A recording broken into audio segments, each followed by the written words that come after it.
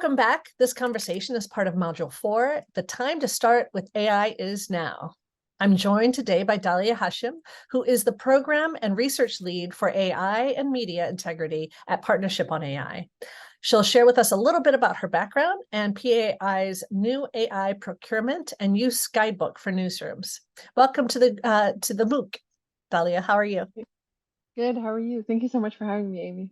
Of course. I think you come to PAI with an interesting background and set of skills. Can you explain your what brought you to Partnership on AI in your previous work? Sure. So I did a graduate degree in public policy from the University of Toronto. And from there, I joined the Ontario government here in Canada, and I worked with the open government team on things like open data for a while. And then I worked with the Ontario Digital Service on Canada's first data and digital law, as well as Ontario's first set of AI principles of ethical use and transparency. And so that got me really interested in AI and wanting to kind of dig into that a little bit deeper, which led me to my current role at Partnership on AI, working specifically on AI and journalism, and more broadly, as you mentioned, on AI and media integrity. That's great. And you guys have a local newsroom focus, is that right? Yes, yeah. So our work stream is focused on AI and local news. Our work is funded by a Knight grant and to kind of specifically focus on the responsible adoption of AI in local news. And the idea is that if local news is able to adopt AI responsibly, that might help with their sustainability and longevity and help with their growth as well. And so that's kind of the angle that we come at it from. And we're very interested in the responsible part and responsible AI adoption. Great. And you just produced a procurement guidebook for newsrooms. Can you describe a little bit about what's in it and why you decided to create it? Sure. So I think one of the things that we heard a lot from folks in local news and in journalism more broadly is, maybe you sold us on this whole AI thing, or we've heard from other people about all of the AI tools that are available. How do we go about actually picking the tools that make sense for us? And what does responsible use mean when you actually put it into practice, when you're thinking about using, developing, or procuring AI tools? What does that process look like? And so we kind of sought out to put ourselves in the newsroom shoes or in a journalist's shoes and say, what does mapping out that process from beginning to end look like? And so from when you're considering which tools you should adopt, and more importantly, which problem you're trying to address within your newsroom, or which area of growth do you think can be supported by an AI tool? First, identifying that within your newsroom, to how to choose a tool, what kind of resources are available for you to kind of view the whole array of tools that are available for newsrooms. What questions should you be asking from the developing company? How can you narrow down what tool makes sense for you? And then how do you develop the governance in place within your newsroom to make sure that you have responsible stewardship of the AI tool once it's implemented within your newsroom? And so internal governance is kind of a big piece of the guidebook. And then finally, kind of what questions should you be asking to determine whether or not that tool has, needs to be reconsidered, needs to be retired, maybe a couple years from now, just to kind of walk people through the entire life cycle of AI adoption and use, from consideration all the way to like retirement and everything in between. Right, because tools don't stay the same, right? They have to be reconsidered as they evolve. Yeah, and I think that that's kind of something that applies to most tech, but specifically and especially to AI, because it evolves and because it can change either from the developer who has created the tool themselves, or through the data inputs that you update the tool with, or just in general in how your newsroom is using it. So because of all these externalities that come with using an AI tool, this idea of governance becomes that much more important. The idea of maintenance becomes that much more important, and monitoring how the tool's outputs affect kind of the journalism products in a newsroom becomes very, very important. And that's something that we really want to emphasize within the guidebook as being equally, if not more important than which tool you choose. I think we kind of focus on that piece quite a bit because we're like, oh, like we're investing money, we're buying something, or we're investing money to develop something. So we kind of emphasize that part of the decision-making process. And so the guidebook really encourages folks to even think of the other side of that. Now that you've adopted it, kind of what does the rest of its life cycle look like? And how do we not kind of fall into that path dependency of, because we at one time made a decision to include this tool, that we don't consider whether or not we should continue to include it, once a year, or once every 6 months, or however long that interval looks like, so that you ensure it's still serving your newsroom in the way that it needs to. Yeah, I mean, people once they've invested time and money, they don't want to go back. So I think the impetus to stay is high. But if you have somebody thinking about like, should this be retired, or should we look at it in a different way? I think that that's a really good component of, the guidebook is great and it has a lot of advice. But if you have to narrow it down to, let's say, two most critical things to ask or to think about with tool procurement, for you, what are those most two critical things? I would have to say, like, just the first step of the why. Why are you looking to adopt an AI tool?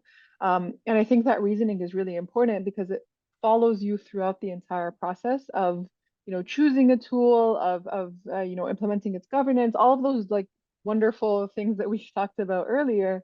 All of that starts with the why. If the why isn't clear, then any tool can then become, the new shiny thing that a newsroom might want to adopt.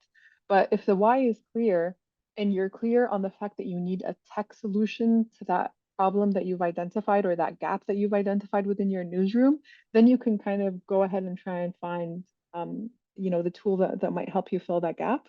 But if the why ends up being a cultural problem or a process problem, no tech tool is going to solve for that. So you're going to end up spending all this money and you're going to end up in a place where, maybe yes, there's like an improvement in metrics or whatnot, but the core problem is still there.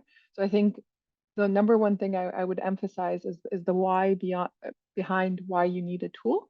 And then the second thing I would probably say is after procurement, the governance. Who is responsible for the tool within the newsroom? Who's making the decisions around it? In what instances is it going to be deployed? Are there any no-go areas? Is there any human oversight? All of those kind of are parts of what we consider, AI governance for a tool within a newsroom, and I think that part is very important as well. Thank you. That helps boil it down for me to think about, especially the guidance part, and to have somebody, or the governance part, having somebody really thinking about these tools every single day. The AI ethics and tools. I mean, what do you think about? What's your advice for what to disclose to an audience if you're using a tool to produce something? I mean, does it get as granular as like we used a tool to create this headline? Do we need that kind of disclosure to the audience, or is it story generation or image generation? I think that's a decision that needs to be made within a newsroom, and that's a conversation that should be had within a newsroom. I think there are no assumptions when it comes to AI tools, and I think that that's something that's important to emphasize from the get-go, is that a lot of these things need to be intentional decisions, and that's one of the things that we really encourage from using the guidebook, is to turn all these uh, kind of landmark points of, are we going to be transparent with our audience? What does that look like? Into very intentional decisions that a newsroom should be making in consultation with the journalists, in consultation with maybe even the lawyers in the newsroom, if that's like something that's within the newsroom capacity. I think that is going to vary slightly from newsroom to newsroom, and is going to vary definitely depending on the tool. Using Grammarly within a newsroom is inconsequential almost at this point. Everyone uses Grammarly. But using, to your point, an image generation tool is fairly consequential, right? That's something that people are going to really care about. And the spectrum within that is wide. But all of this is to say, we often say start with considering how impactful this tool is on the reader or the user's experience. Is it audience facing? And if so, does it impact directly their experience of the news? Um, that's a good place to start to consider whether or not you should be transparent about it. The thing that I've seen quite a bit within newsrooms is if this is something that is readily affecting the audience. So if, for example, part of an article is being generated by um, a, uh, a bot or a automated writer, then being very transparent about that in every instance where the automated writer is used is encouraged and fairly common at this point. So you'll see people like crediting the auto writer in the byline or along with the journalist or what have you, or letting people know at the end, hey, like this story was generated in with the support of this auto writer or what have you. And that's important in building trust with your audience, and that's key currency for journalists. So that's one part of it. And then the other part is sometimes when it's a little bit on the back end, so it's not directly facing the audience, there is merit to still being transparent about it. So what you'll see sometimes is that newsrooms will kind of create like a mini page on their website, say, here's all the instances in which we use AI within our newsroom that you might be interested in, and this is how we use it. Just for full transparency and disclosure. And in that case, you don't have to disclose it with every news product that you create, but there is a place for people to find out more if they're interested on how you're using AI for what purposes, and so on. So any interesting use cases that you've seen in terms of transparency, like notifying users of generative AI? For instance, for Neiman Lab, they have a hero image now that they're using, and they say that it's from Midjourney, and they even give the prompt in the cut line, which I think is interesting. Do you know of any other efforts of transparency by newsrooms that you feel like is something other newsrooms should think about? Yeah, I think there's, as I mentioned earlier, there's a couple of newsrooms that I've seen crediting an auto writer if they are using it fairly regularly in writing news in the byline, so it's very clear. And then it can link out to another page that kind of gives a further explanation about how they're using that specific auto writer and in what instances. And even at times reassuring the audience that like a human has still looked over this article. It wasn't kind of published on its own. I've also seen kind of similar to like the New York Times website and others kind of have like a page, as I mentioned, with all of the ways in which they're using an AI tools within their newsroom, just to give folks an idea of the various areas in which AI tools might touch the final product that they're seeing. So I think those are not just fairly encouraging and trust building ways to interact with your audience. I think oftentimes newsrooms are also pleasantly surprised to see that people prefer to know and prefer to kind of know upfront as opposed to finding out later on because there was a retraction and then the newsroom is then blaming the auto writer or something like that on the mistake that happened. And so I think that a lot of the hesitancy from the transparency is, well, how are people going to react? What's the reaction going to be? And I think so far it's been fairly positive. So. Great. Any final thoughts in terms of the procurement guide, or even I know that Partnership on AI has a monthly call to bring people in to talk about topics like this. I don't know if you want to talk about that a little. Sure, yeah. A couple of things. The procurement guidebook is going to be available in its final format in October. So if you're interested in that, keep a lookout for it.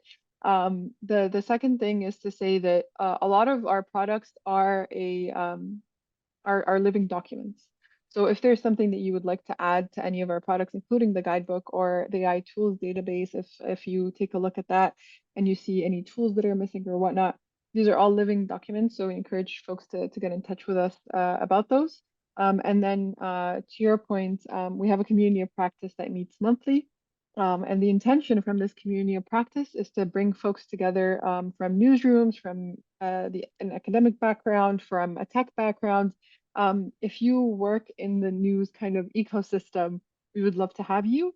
And the intention behind it is for all of us to learn from each other. So if you have a use case in which you've used AI tools or if you have questions about using them or procuring them, bring those to the community of practice. And it is a discussion and support space that's open to everyone.